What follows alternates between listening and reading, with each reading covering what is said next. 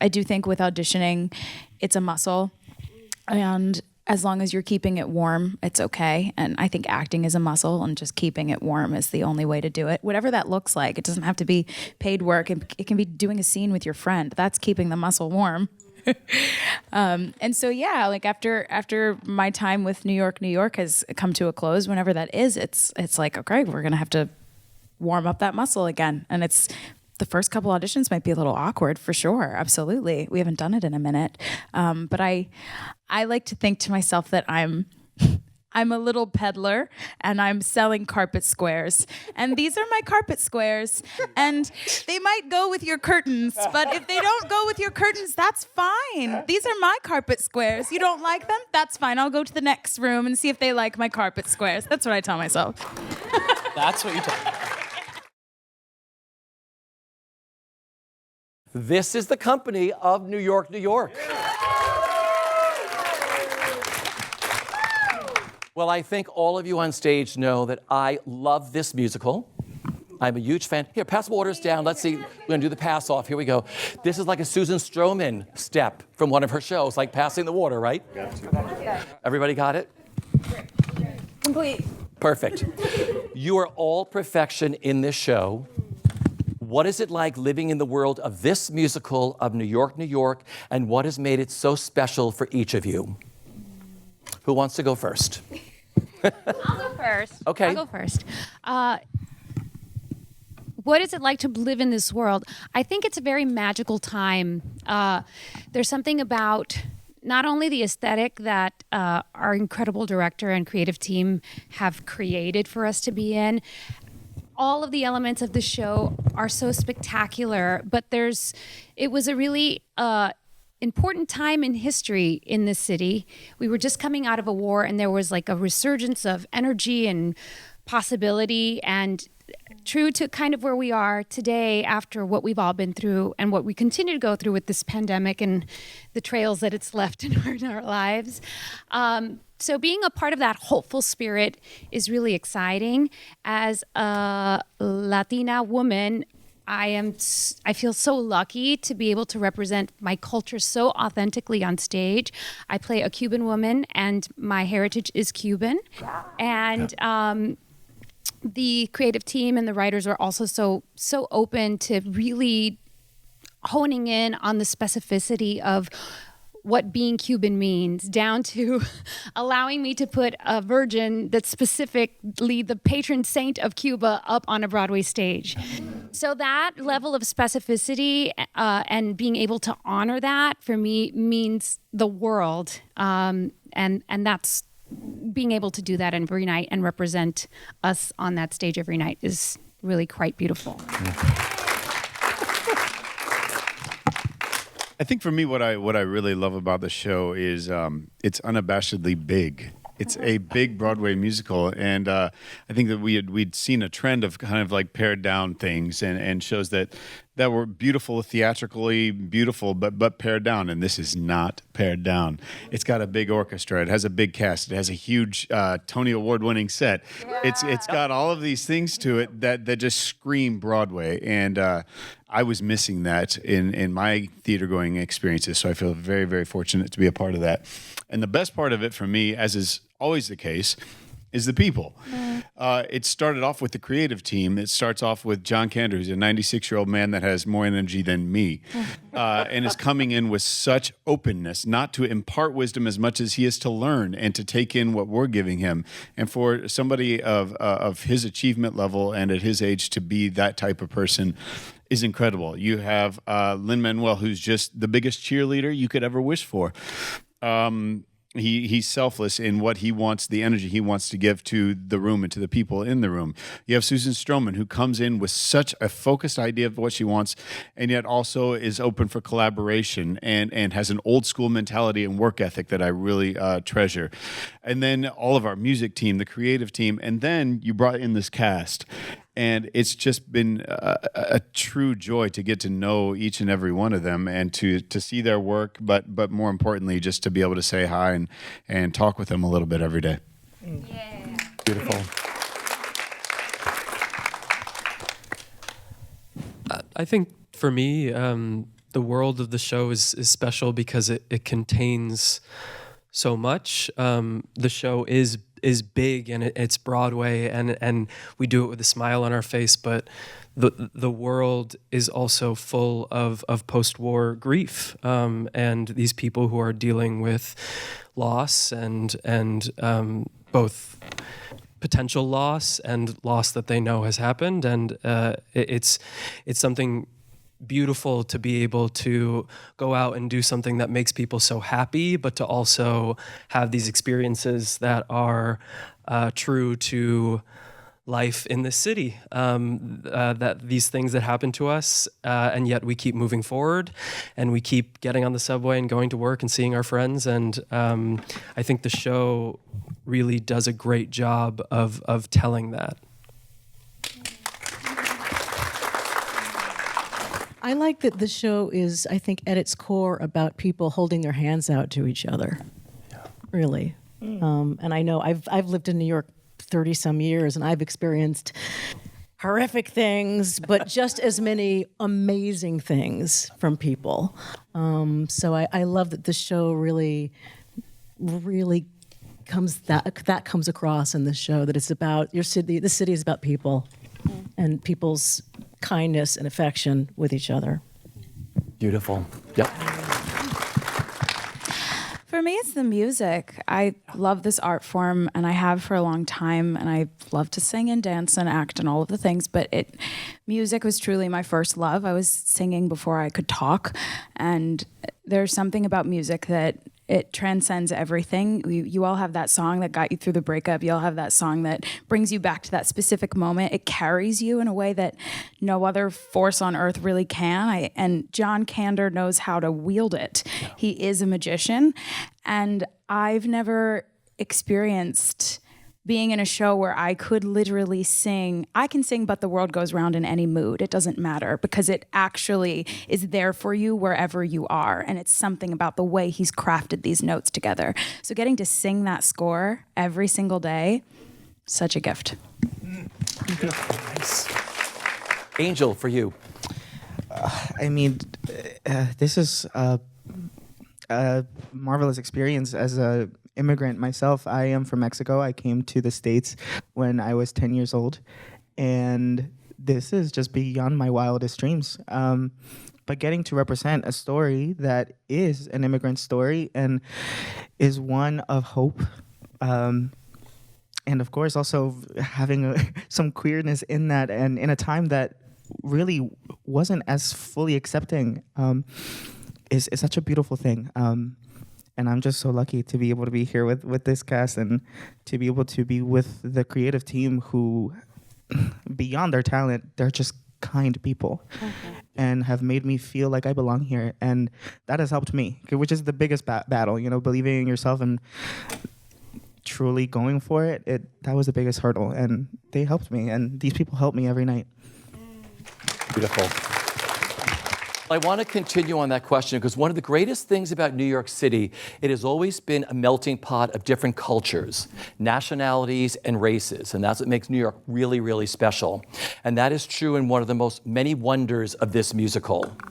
Talk about how important that is for each of you, because some of you already talked about this, and what these roles mean to you, and just the representation and what you wanted to bring to them. Like, Anna, you're playing Francine. Yeah. Yeah. What you wanted to bring to her from your standpoint. Yeah. The kind of conversations you had with David Thompson and Sharon Washington, your writers. I wanted to honor the women that I stand on the shoulders of. That came first and foremost for me. And so much of Francine Evans is based on Lena Horne and her story of singing in the USO and turning her back on the white prisoners of war and choosing to face towards her people and sing to them, and getting ostracized for it. And Dorothy Dandridge and Eartha Kitt and all of these women that I thank every single day when I sing these songs. But yeah, I'm just so grateful for the sacrifices that they made, because yes, this business is hard, and yes, I could sit here and tell you all the reasons why it's difficult, but it's also very easy, and I've had a very easy time in this show in so many ways, and I'm taken care of by my producers, and they fought battles I will never understand.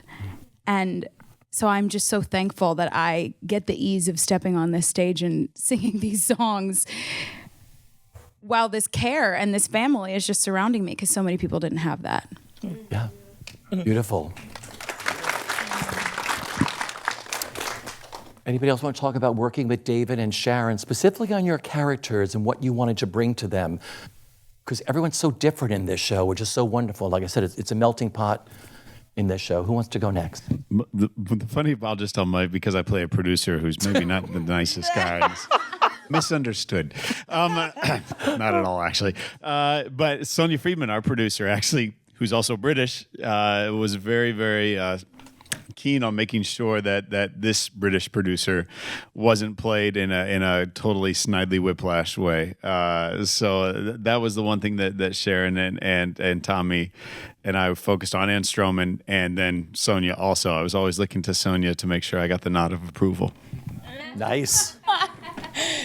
I think what else, they were both, Tommy and Sharon wanted us to bring our culture and what we felt about what we were representing to our characters, and never wanted to obstruct that. So if there ever felt like there was something that was obstructing that, they were completely open to having a conversation about what we can do to edit and change and make and form it to what we were personally bringing, which is something I think is probably uncommon. Obviously Alex, the character I'm playing, is Jewish. I also happen to be Jewish, which is great, but they never wanted to impose any sort of thought that they had of the character before I walked in the room onto me. They wanted me to bring in my thoughts about my Jewishness, my thoughts about his Jewishness into the character, and they wanted that to be built into the script. And I think that that's an incredible thing. Yeah. Beautiful. On that very same note, the same thing happened with the Diaz family. I think Sharon and Tommy were very open to authenticity. And even when Jana and I would ad-lib a few things in Spanish, they'd be like, but what are you saying there? Because we want to make sure that it's on the script, and we want to make sure that that story gets passed down to the next group of people that get a shot at these characters. And I think having that freedom was so inviting, because then we really just brought our authentic selves into that, and that is a blessing for sure. Yeah, and on that note, I can't believe I'm speaking Spanish for the most part in the show. And I think that is just so not just beautiful, but also a wonderful way to have an audience have to lean in and really sort of invest in these characters in a way that maybe they wouldn't have to if we were just speaking in English. There's a different flavor to saying these lines in Spanish. There's like a depth to it that comes from not just my upbringing, but what the immigrant goes through to have to assimilate in this country. And the fact that we get to do that on stage every night. And for those who do speak Spanish in the audience, they hear themselves and they see themselves and they're like, oh, I am literally playing my mother on stage. That's all I'm doing. But the people who know who these women are, we've gotten some really beautiful messages from those people who have shared with us. I love the fact that it's unapologetic, that it just is what it is, and that's what it is, and we get to see that on a stage. And thanks to both Tommy and Sharon, that's part of one of the elements in our show.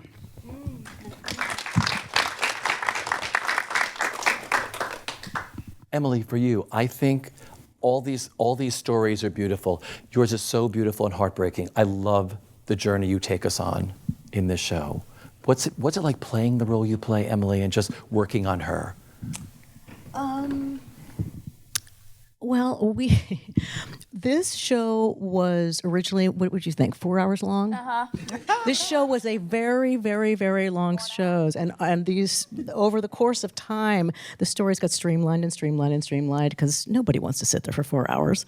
But I know our story, we still try to get in a lot of the story that has been sort of excised in different ways. In different ways, my character had been had a very successful concert violinist career, and then she got terrible arthritis and had to stop. And I still try to get that in there, even though we don't talk about it. We also don't talk about the fact that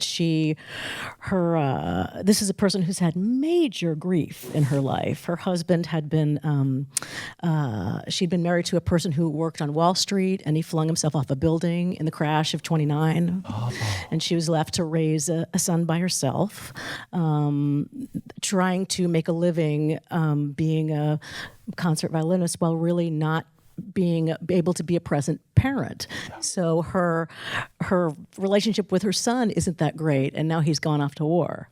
So a lot of that is still it's not there in words, but we try to get it in anyway. And to me, that is actually the fun part of this thing. My favorite scene that I get to do in this show is your audition scene, because there are no words in it at all.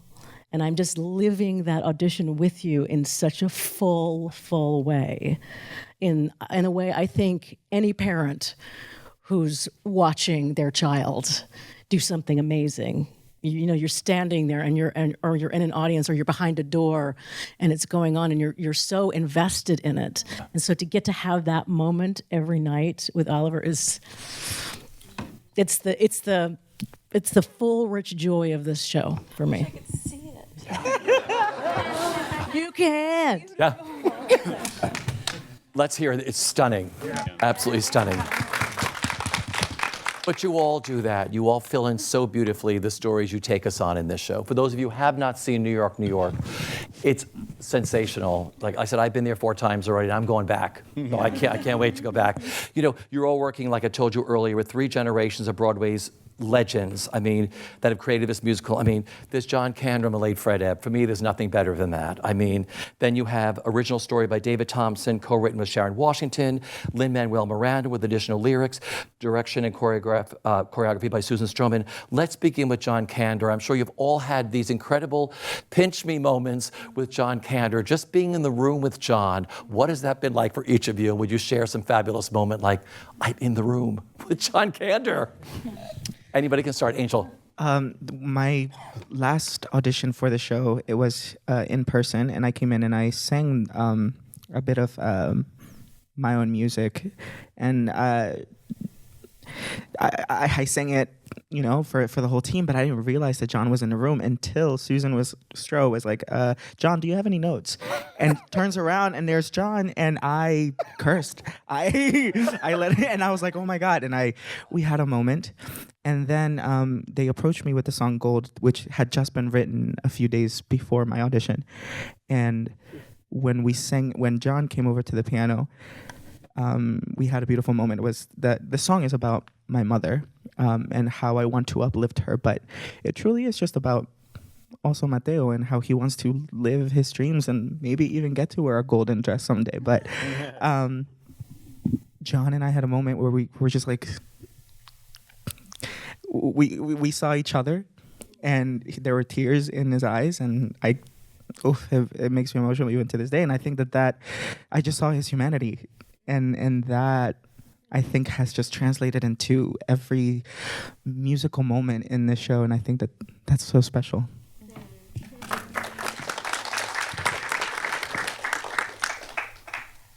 Who wants to go next? I think the only thing bigger than John's sweet tooth, which is ginormous, the man is always on candy or donuts or something like that, is his humanity. Yeah. If there's one word, it's watching him. And I don't want to take away your moment, because I think I know what your moment with John is going to be. Me? Yes, with light. Oh, I actually forgot about that. But Thanks for reminding me. yeah, there have been so many moments. So. Yeah? Yeah. There have been so many moments. One of them was when Colton sang A Quiet Thing, and it was in a rehearsal, and it brought John to tears. For somebody who wrote that song, I don't even know how long ago he wrote that song, but to be able to be touched by it through somebody else's interpretation of that is huge and human. And then one other day we were singing Light, which is about Manhattan Henge. I don't know if you've seen it. And it's a beautiful song with these beautiful open chords and everything. And I don't think John was getting exactly the right spirit of it. So he brought, and it's with the whole ensemble, which aren't that many huge ensemble numbers. This is one. He brought Anna up in front of us, and he said, you guys are all singing this to her. So he made us sit there and look at her. I'm getting choked up. He made us sit there and look at her and sing it to her. And by the end, all of us were crying. And I think that it just shows that the reason that John wants to do this is to affect us and to affect, to be affected. And I've had so many moments of those where I just look over at him and you wonder what's going on in his head, but it's loving and it's sweet and it's filled with kindness and grace. Ooh, yeah.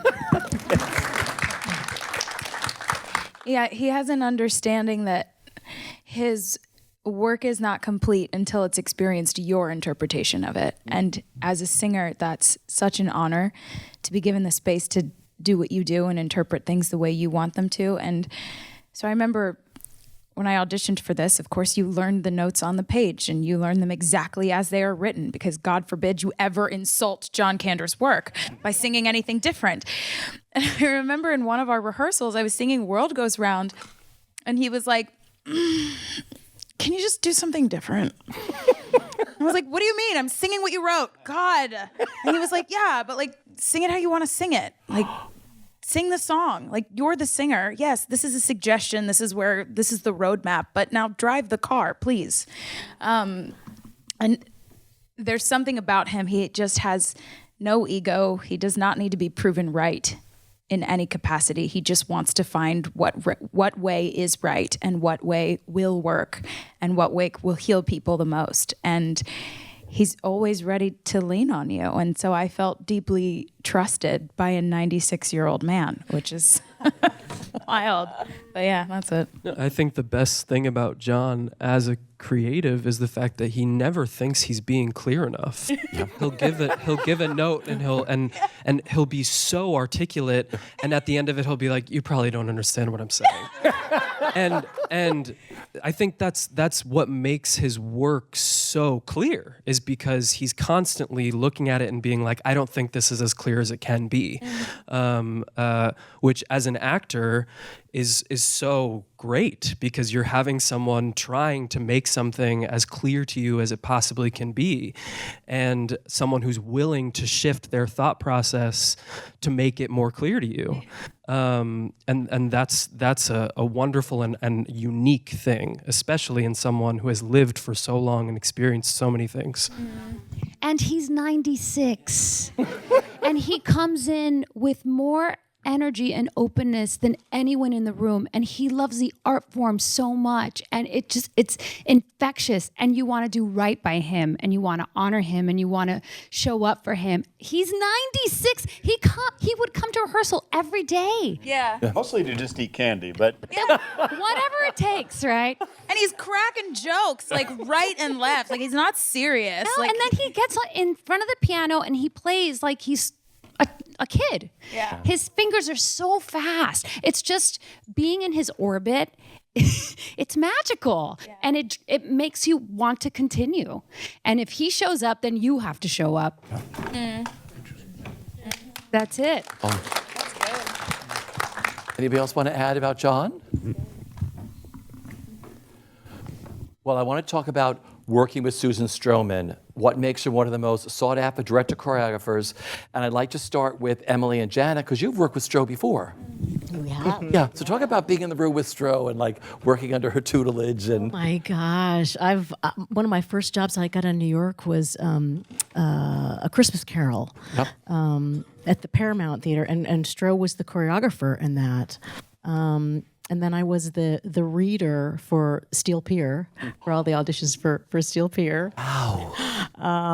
And then I worked on her with a project called Prince of Broadway, which is Hal Prince's last show. So I've gotten to sort of work with Stro in various stages of her career, but she has always been how she is now, which is incredibly prepared. She has the whole show done in her head before you even get into a room with her, in the most sort of meticulous, wonderful, wonderful way. That's not to say that you as a performer don't have the room to bring yourself and play and all of that, but she to me is the example of the kind of choreographer and director that I really love. I like being in rooms with people who've done more work than you expect. Yeah. That's how you get inspired. That's how a company is inspired. That's how you lead a company. I don't know, Janet. What can you add about Stro? Well, yes. My first experience with Stro was Prince of Broadway, and she was co-directing with Hal Prince. And the generosity in the room, I mean, she just basically sat next to him and was like, what do you want? I'll do whatever you want because it's Hal Prince. And it's Susan Stroman. I mean, they're just such titans in the director world, and to see her openness and willingness to just collaborate with him and be at his side, not feel like she has to lead the room, even though she does very beautifully lead the room, but she's like, this is Hal's space and I'm here to serve Hal, who has changed the industry and the genre for all of us. So to work with her in that capacity and see her sort of take the back seat to Hal Prince was just so incredible. And also when she had to step up and sort of lead the room, obviously she did. And so one of the really fun moments that I remember putting together Prince of Broadway with Stro was she obviously choreographed. And there was a moment where we were working on You've Got Possibilities, and something inadvertent happened. It was a mistake where I kind of went on my back and scissor kicked my legs and caught a folder with my legs. And she's like, oh, let's do that. I was like, great. So now that's in the number. But that's sort of an example of how you get into a space and you can create, and she's willing to, things happen, and then all of a sudden now they're part of the production because she has an eye and can see how to sort of manipulate that impromptu moment and create art out of that, right? Which was so fun. And same thing with our experience with her leading this. You kind of just get up and you start playing and doing things, and she's like, okay, well, what about this? And let's try that. And even though it is so crafted in her head, the fact that you can come in and be open and play and create with her, it's just thrilling. And it's a director who is lifting you up to be your best. And that is just, it's the best way to play. You feel so safe in a room, and you can make mistakes, which there are none because then they become part of the show, right? But she allows you to just try things, and our ability to be able to trust her and to know that that's okay just makes the experience so fun and easy. The guard does not come up because she's got you. We should also say probably that this show was her idea. Yeah. This show was actually Stro's idea that she took to Candor and Tommy and Sharon and said, I think this could be a stage musical, and she really drove the bus on this, and it is completely her vision. Yeah. Anna, working with Susan. Well, I so happened to grow up in the same hometown that Stro grew up in, different times, but I grew up learning about her. She was like the legend that made it out of Wilmington, Delaware, and we all wanted to be like her one day, and I'm doing my little community theater there, and there's a picture of her on the wall, and we're like all praying to Susan Stroman. And then I get in the room and there she is. And I was like, hi, I'm Anna. I'm from Delaware. And maybe that's why I got cast. I don't know. But I love how fast she works. I appreciate the quick pace of things. She doesn't spend too long on one thing. I find that I get bored very quickly in the rehearsal space. I'm like, all right, let's do the next thing. All right, let's do the next one. Let's do that. We don't need to harp on this too long. We'll figure it out tomorrow. We'll sleep on it, and it'll be better tomorrow. Let's keep going. Let's keep going. And she very much so works that way, and I love it. And she checks in all ways. She has her idea of how a scene's supposed to go, of course. She's more prepared than all of us. But then she's like, how does that feel? Do you like that? Do you not like that? Okay, well, what do you want to do? What does your instinct tell you right here? So yeah, just like they said, just giving you space to be and try things. And I think acting is scary, singing is scary, dancing is scary. It's all scary because you're afraid of making a mistake. And the second you mix perfectionism and art, it's a horrific place, right? And so there were days where I'm like, well, that was shitty. Like whatever I did. And she would just always be like, great job, honey. How did it feel? Good job, honey. Always lifting, always lifting, always lifting, because the opposite never works and the opposite is never helpful, and it just shuts down creativity. So really thankful for a director that's constantly lifting me up. Yeah, love that. Oliver, for you, working with Stro on this. She has an incredible eye for bodies and action, which I think as an actor is, at least for me personally, is the thing that's hardest for me to see, because it's easier for me to think about what I'm going to say, how I sound, but what the story that my body is telling is often the thing that comes last. And to have a director that has such a keen eye for the story your body is telling is incredibly helpful. I don't do a lot of dance in the show, but all of my scene work, she was able to look at, what is the story I'm telling with the actions that I'm doing, which is something that as a director is incredibly helpful. Also just watching her with the ensemble is like a masterclass in directing and choreographing dance and movement. I mean, the stories that she's able to create with bodies and pictures is one of a kind, and it's a learning experience for sure for someone who's interested in doing what she does. Yeah, beautiful. Ben, for you, working with Stro. I think she's a legend. She's a living legend, and there was this mythology that I brought into the room and placed upon her. And in some ways, she's absolutely lived up to that. And then there's also where it's just an incredibly driven, passionate human being who loves this art form. This art form to her is the pinnacle of storytelling. And the way that she's able to bring movement in, our transitions in our show are amazing to me. Yeah. So there's the story takes place through a full year. And so they're all seasons. And within those seasons, these transitions happen. And the storytelling that she does through just movement and gorgeous music that Sam Davis has worked on is extraordinary to me.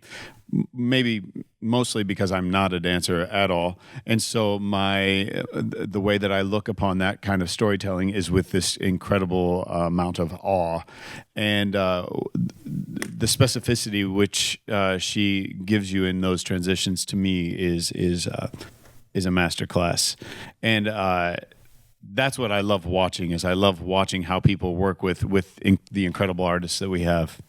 Yeah, beautiful. Angel, for you, working with Stroman.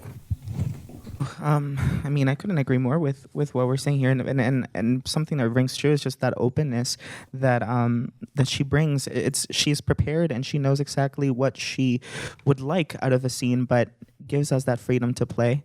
And that I know doesn't happen normally. I mean, with this was my first experience on Broadway, and learning from my cast members who have been here.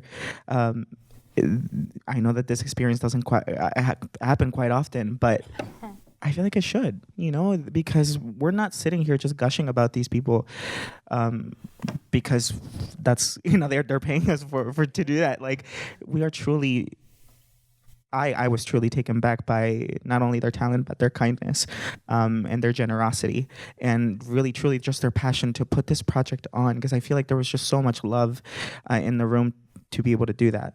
And that is that's infectious, and I carry that love with me. Just a funny little story. My first dance call for this role. First of all, it was really cool to see all Latinos in the room. I was like, this is the first time that I saw like 20 plus Latinos all in one place. And the moment that she walked in her all black outfit and the cap, everyone just stood a little taller. And you were expecting this big presence, and she took over the room, but with kindness and a smile, and that just makes you feel like, okay, I'm comfortable. Comfortable enough to make the mistakes that I need to make in order to learn and to move forward from that. And I think that it was because of that I was able to, be as successful as I could be in this production, that audition specifically, and to be here. Because go ahead. Some of you got these roles from, we were talking upstairs before we started about self-tapes and everything else. How many got this job from a self-tape? Look at this, sorry. I know. Did you do a lot of them? I mean, we've had conversations about self-tapes. I know a lot of everybody in the house is an actor and people watching. Self-tapes can be okay, but then you get paranoid saying, I've done 10 takes on this. Have I done too many? Have I sent the right one in? I mean, when you were auditioning for this one from a self-tape, did you second guess yourself at any point saying, should I have sent number 2 in? Why did I send number 3 in? Should I do this again?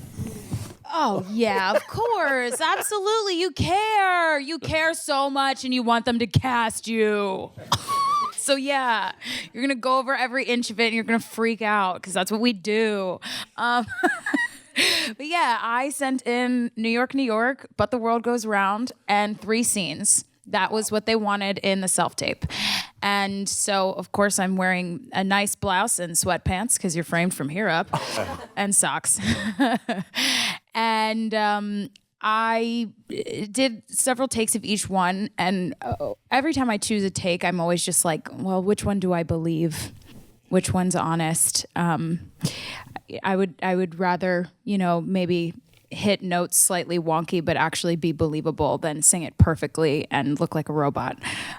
So that's the question I always ask. And then I sent the tapes in, and then they said, okay, we want to see you in person. And I sang New York, New York in front of John Kander. And I remember the reader was so good. Like, shout out to that reader. I don't know what his name was, but he was incredible. And the scenes were fire. And I remember feeling really free and just really unlocked. And it speaks to who they are. They didn't say anything. They didn't say, hey, you have permission to feel free. They just were, and I was. And I remember improvising a little bit in the scenes. I don't know where I got the gall to do that, but I did. And then the audition's over and they call me back again for another call. And they had sent me updated scripts for these sides. And I was looking over it, and the lines that I had improv'd were now in the script. And I said, oh, okay, you like me. All right. And then it was just fun. I was like, I think I booked this. I didn't know what the show was. It was for the workshop, which we did in early 2022, and it was called the Untitled Susan Stroman Project, and that's all I knew about it. I didn't know it was called New York, New York. That's all. So the stakes didn't feel very high for me. I was just like, cool, I'm just going to work with these people for 3 weeks, and that's it, and probably never see them again. So I'll just make a good impression and then fly away. And now here we are. That's great. Emily, what did you have to send in? Do you remember what you did? I didn't send in anything. I got a call from Prose saying we're doing a lab. And Good. Yeah. Got Tommy and I have you in mind for this role, and would you come do it? Yeah. And that was in January of 2022. And then we did that lab like February, March? Yeah. Yeah. March 5th was our presentation. And my favorite thing about that, because she was doing 6 at the time, she was doing double duty. That was rough. If you can imagine, which I can't. But my favorite thing about that experience was watching John Kander fall so in love with you and Colton. Aww. Oh my God. It was the best thing in the world just to watch John watch the two of you. Yeah. It was lovely. It was special. Oliver, for you, you sent in, right? Yes, I sent in a tape like right before Christmas, and then I had a callback right after the New Year, and got a call that night, and we started rehearsal at the end of January. So it was very fast. And in terms of the self tape, it had reached a point. You do a certain amount of self tapes where you can't spend too much time on any one thing because you're just going to drain yourself of like all of your energy. So I started capping myself. I would only do 3 takes of any one thing because it's never really going to change that much. You know, if they like you, they like you. And if they don't want to move forward with you, then they don't. There's not really many choices you can make that are going to change that, in my opinion. Yeah. This part in particular felt really appropriate for me, both vocally and just the character. The accent was something that was sort of natural for me. So I felt like I kind of just did it. I was actually in California. I wasn't even home. I didn't have any of my self-tape equipment or anything. I just kind of like threw it together.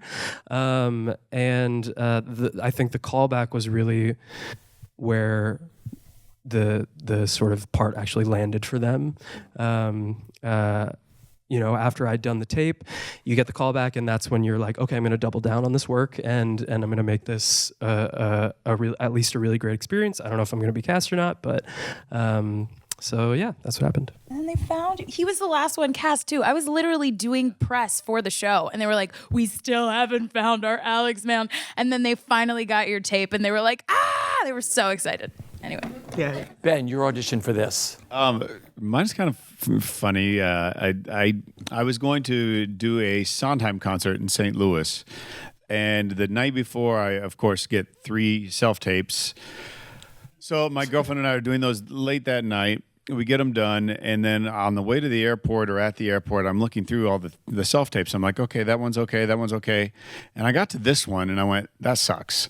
So I didn't send it in, and they were like, "Are you sure you don't want to tape for this?" I was like, "No, I'm going to pass on it because it wasn't what I want to present."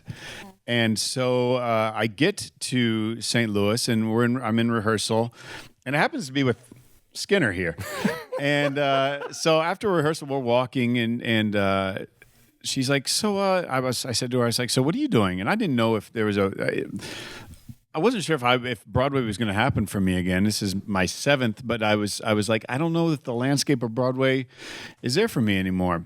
And I kind of relate to her, and then I go, so what's going on with you? She goes, oh, I'm actually doing a Broadway show. I was like, oh, okay. And I said, which one? She goes, New York, New York. I said, you know what? I had an audition for that, and I sucked, so I didn't send it in. And she looked at me. She goes, "Oh no, you've got to do this." So we marched back up to the hotel room. She was my reader. Yeah. I sent it in, and you asked for it too. So I don't know if you passed it on as well or what you did, but I feel like you had a hand in that. I just want to see my fine work. Oh, okay, that was it. That was As your reader. And then I found out quickly thereafter that I had been cast. So Was it? it was both of my scenes. You were Francine? Yeah, That's she was incredible. Francine. Oh, I did my best bad impression of you. I want to see that. That's incredible. Yeah, so it was pretty kismet that I just happened to have Emily Skinner with me singing in a concert to help me through the process. And if it had been another actor who said they were going to audition for, have an audition for the director, I would have been like, good luck with that. But I knew he was exactly what they were looking for. Oh. Exact. So that's why I forced you to do it. Kind of did. I'm very, very glad she did. That's why he pays me 10% of his paycheck. Janet, for you, your audition for this. Oh my goodness, that's hilarious. I was on my way up to Flint, Michigan to do a concert version of The Who's Tommy, and I stopped here in New York, and I had gotten the sides for the show, and I was like, this is, again, my mother on the page. Literally everything she says is on the page. The character is married to a Cuban baseball player. My great-grandfather is in the Hall of Fame in Cuba for playing baseball. Wow. So there are all these funny little parallels that were quite odd to me in the specificity of my personal life. So I just walked in the room like I'm literally just going to be myself, not far from the truth. And, I went in, I did the 2 scenes, I sang the song. I think I was the only person they saw that day. And I went off to do my little concert, and 2 weeks later, I got a call that I got the part. So... Isn't there? There's certain people in a cast that where you're like, well, it couldn't have been anybody else. Right. You know what I mean? That's Janet. Angel, for you, your audition. All right, y'all. So,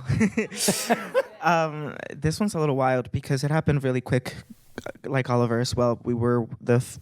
I was one of the last few people to get cast. I was working in Norristown, Pennsylvania, being a server, and also working at People's Light Theater Company. We were doing a panto version of Alice in Wonderland. And I saw this Instagram post. I saw an Instagram post that they were looking for a Mateo Diaz for this New York musical with Lin-Manuel Miranda and Susan Stroman and John Kander. I said, what? I read the description, and I was like, that's me. I could do that. And then that same day, I screenshotted it. And then that same day, I was in rehearsal. 2 hours later, an old professor of mine sent me the same screenshot. And I was like, okay, this is too much. I need to do this. So I found the time to send in my headshot, my resume. They asked for tapes, and I did both of our scenes that we have. My sister helped me read those in the basement of our house. And a few days later, they asked me to be in person. I had no agent. I just had a dream, and it just felt right. Everything about the project felt right. And so just don't sleep on that, y'all. Don't sleep on those video submissions. Don't sleep on any opportunity that maybe seems too good to be true. If you find the time, that's all you have to lose, just your time. So send it. And that's what happened. I was able to, in 2 days, get this role. So lucky that they told me in the room after I was the last Mateo that they saw that day, and Susan was like, okay, just wait outside. And so I'm like, no, this cannot be happening. And I came back, and they told me that I had Mateo. But one of the magical moments of this, and in the song Gold, there's one of the last few lyrics that we sing is, we're going to shine like that skyline. And they had the windows open in the audition room. And I remember looking out at New York City skyline. And I was like, this is too much. This is too perfect. So yeah, honestly, just don't sleep on those and keep trying, because you never know. You honestly never know. There's a video too. Oh, yeah. If you haven't seen, there's a video of the moment he found out that he booked the role in the room, and it's on your Instagram, right? Yes, it is. Yeah, and _Angel Susan's like, Sigala. "Hey, we were wondering if you would like to come play Mateo Diaz in New York on Broadway, in the room." It was so beautiful. Yeah. Well, I want to stay on auditioning because you just said, keep doing them and sending them in. I've spoken to every major star who's been in one of your chairs, and I've asked them the same question about, we all know as actors you have to audition. It's part of the process. But, there's that scary part before you open that door. You have no idea what you're going to see on the other side. And I was wondering, are you all very good at auditioning? Are you okay at auditioning, at different points of your career? Was it something you like? Is there a secret you've learned to a good audition? Another question I have for you. If you were given 4 or 5 callbacks for something, where you're that close to getting something, and you don't get it, how do you process that, and how do you move on? That's the big question, because that's what we do in this business, right? You don't. You hold a mean grudge forever. I have a list. But I mean, seriously, for all of you, because you've all been down this road before, that's the big question. When you're that close to having someone said, you're Mateo, you're Francine, but you don't get that. Mm-hmm. You've all been in that, maybe you haven't, but some of you have been in that room. How do you move past it? How do you process that? Because we all have to process stuff to move along, right? Mm-hmm. Is there, for everybody watching around the world and the audience that are here, say, as actors who go through the same thing, is there some advice you can give of how you've done that personally? This is really idyllic and everything, but it's so hard to believe in this. There's always a reason. There's always something that's meant for you is yet to come that you can't see. But in that moment, I think it's perfectly okay to get caught up in being pissed in that moment. You know what I mean? It's about not languishing in it, but be pissed. Yeah. Let that spur on something next to you, but have a perspective on it too, so that you're not getting mired in your own rage that just turns in against you then and works against anything that could happen in the future. But I think that it's perfectly human, and if you care about it, you're going to be pissed because you wanted that role. I was pinned. This wasn't for theater. I was pinned for a TV role, and they kept me pinned for like 2 or 3 weeks, and this was at a moment where I could have really used that gig for many reasons in my life. And they kept me pinned, and I was like, what's going on? You still there? And then didn't get it after like a month, I think it was. And I'm maybe still a little pissed. But I think it's okay. As long as then you got to turn it into a positive thing instead of something that's just going to eat away at you. Yeah. Beautifully put. A couple years ago, I tested for this Disney pilot, and I got all the way to the end, and it was like, I don't know how many girls they started off with, and it was going to be like for the lead, and it got down to final 3, and I read with the other cast members who were cast, and then they send it to the network, and then the network makes the decision, and then in the end it was a no. And I had sent in tape after tape after tape after tape, Zoom callback after Zoom callback after Zoom callback. Like I was, you had negotiated your contract already because that's how it works, and you knew what you were going to get paid, and we were already talking about plane tickets to fly to London and all of these things. You're revamping your entire life in your mind. And I was tutoring kids at the time to make ends meet because this was during the pandemic, and it was like I was like, oh my gosh, like my life's gonna change, and I'm gonna go to London, and I'm gonna go be a star in this Disney pilot. Nope, never mind.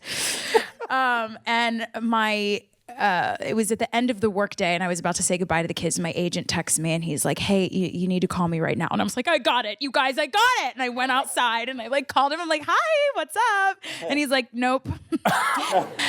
And bawled my eyes out. Yeah, it's terrible, but that's the answer. Is you have to feel it all. You put in so much work, you put in so much time, you have to feel it. And I kept wondering, well, what does this mean? Because I do believe that anytime something is taken away, something will will always come and fill that void. You just don't know what it is yet. And I was like, I can't wait to find out why I didn't get this.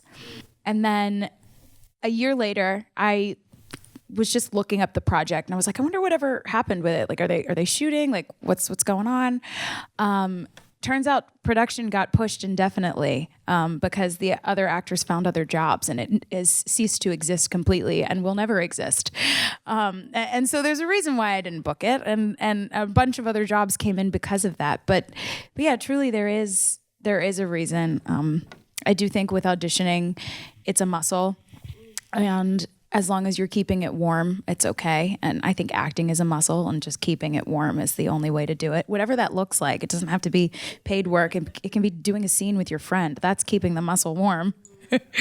And so, yeah, like after my time with New York has come to a close, whenever that is, it's like, okay, we're going to have to warm up that muscle again. And it's the first couple auditions might be a little awkward, for sure. Absolutely. We haven't done it in a minute. But I like to think to myself that I'm a little peddler, and I'm selling carpet squares. And these are my carpet squares. And they might go with your curtains, but if they don't go with your curtains, that's fine. These are my carpet squares. You don't like them? That's fine. I'll go to the next room and see if they like my carpet squares. That's what I tell myself. That's what you tell me. I love that. Amazing.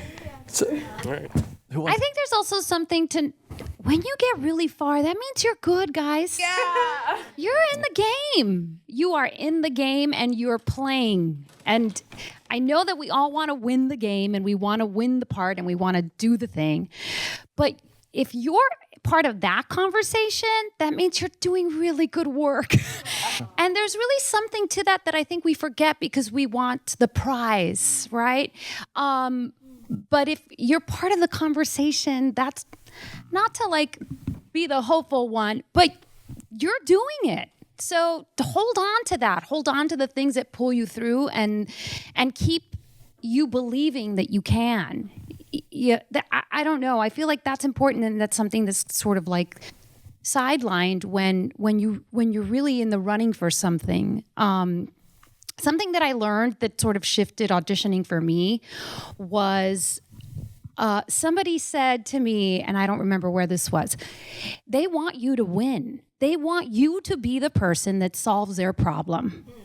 So if you walk in there with that mindset, as opposed to the scarcity mindset, your energy is already different. When you're coming to this being of service, these are my squares. I'm peddling my squares. Do my squares fit into your All right, tapestry? we have to stop talking about us But you know as what I mean? squares. Like, I can't take it. I'm saying, like, when you come in with that kind of mentality as opposed to, oh, what is this? I'm so scared. I don't know. What am I doing? Are they going to like me? Are they not going to like me? That's human nature, I feel like. But if you can sort of finesse and manage that energy to serve you, then you're already coming in with a different perspective and energy. And I think that that's something they're able to see you, which is ultimately all you can bring is yourself and be who you are, you know? So that was a big shifting moment for me as far as auditioning. It's like, I'm not going to be that person and I'm not that person. So I'm just going to try my best to be myself, which is the hardest thing to do, weirdly, right? Yeah. I have a bunch of things to say now. And I'm just going to chime in here now because I am the grizzled veteran of this lineup. Number one, I am not a square. I don't think of myself as a square. I think of myself as a human being. Two, I think that as an actor, you get what you're supposed to get. I really, really do think that. I've been close to many things and not gotten them and all sorts of stuff, but I also think the things that I have gotten, I was absolutely supposed to get, you know? And I think if we sort of think in that direction, it's also a useful way to recover from the things that we didn't get, that we got close to, as well as what Janet just said, which is that, you know, if you're getting that close to stuff, that means you are really in the game. Yeah. You're really in the game. I just want to say something about Oliver for a second. And just because I think it's interesting and I think it's inspirational. I know when the pandemic hit, I was in rehearsal for a Broadway show that was about to do a tryout, and then the pandemic hit, and I did not work for 16 months. I mean, I did not work at all. When the pandemic hit, what were you doing? Oh, I had done a play, really my first play after graduation. I got back to New York, the pandemic hit. He just graduated, and right? He'd done one play. Yeah, and the pandemic hit, and pandemic hit. I was back to square one. I had all the momentum I had gotten from anything was gone. I was living with my parents.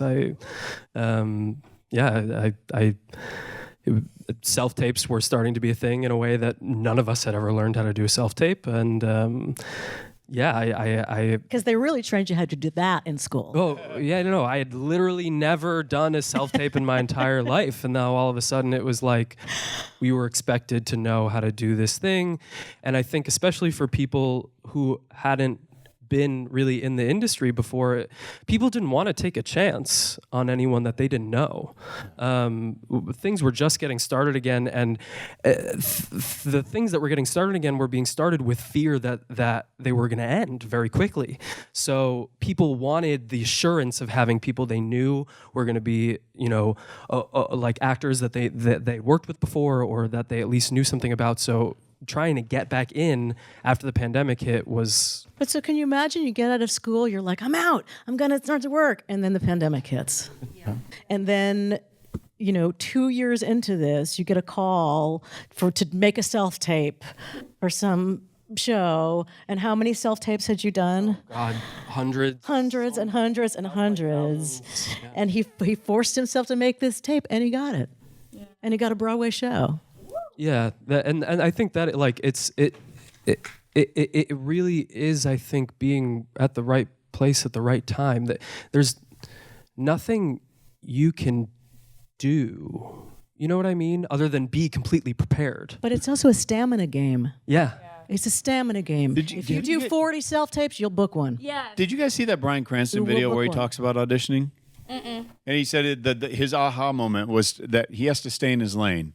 His job is to present a believable character and tell this story. Doesn't matter. He doesn't decide if he gets the job. He doesn't have anything to do with that. His only job is to go in there prepared to tell a story as a believable character and leave the room and forget about it.